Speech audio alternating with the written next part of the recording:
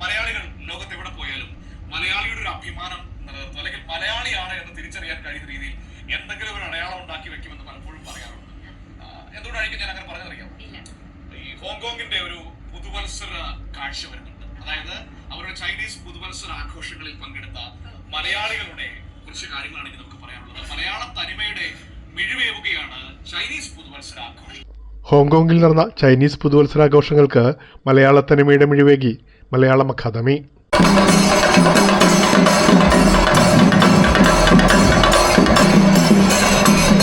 ഹോങ്കോങ്ങിൽ എല്ലാ വർഷവും നടക്കുന്ന ചൈനീസ് പുതുവത്സരാഘോഷ പരിപാടിയിലാണ് കൗതുകമുണർത്തുന്ന ഈ മലയാളി സാന്നിധ്യം. ഹോങ്കോങ്ങിലെ ഏറ്റവും പ്രമുഖമായ സാംസ്കാരികോത്സവമാണ് ഈ പരേഡ്. ലോകത്തിന്റെ വിവിധ ഭാഗങ്ങളിൽ നിന്നുള്ള സംസ്കാരങ്ങൾ ദൃശ്യവിരുന്നൊരുക്കുന്ന ഈ പരേഡിൽ ഇതാദ്യമായാണ് കേരളത്തിന്റെ സാന്നിധ്യം. എല്ലാ വർഷവും ഹോങ്കോങ് ടൂറിസം ബോർഡ് ഒരു വലിയ ഘോഷയാത്ര സംഘടിപ്പിക്കാറുണ്ട്. ലോകത്തിന്റെ നാനാഭാഗത്തു നിന്നുള്ള സാംസ്കാരിക കലാരൂപങ്ങളെ ഉൾപ്പെടുത്തിയാണ് സംഘടിപ്പിക്കാറുള്ളത്. ഇതിന്റെ ഭാഗമായി മലയാളം അക്കാദമി ഹോങ്കോങ്ങിന് നമ്മളുടെ കലയും സംസ്കാരവും പ്രദർശിപ്പിക്കാനായി ഒരു അവസരം ലഭിക്കുകയുണ്ട്. ഹോങ്കോങ്ങിലെ മലയാളം അക്കാദമിയാണ് കേരളീയ കലകൾ കോർത്തിണക്കി ഈ ആവേശ കാഴ്ചയൊരുക്കിയത്.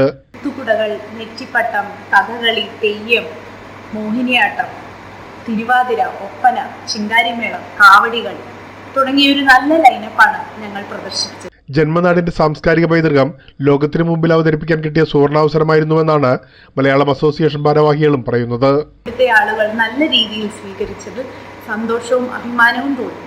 കയ്യടിയും സെൽഫിയുമായി ആവേശത്തോടെയാണ് ഹോങ്കോങ് ജനത പരേഡിനെ സ്വീകരിച്ചത്. പ്രേംലാൽ, കൈലി ന്യൂസ്, മുംബൈ.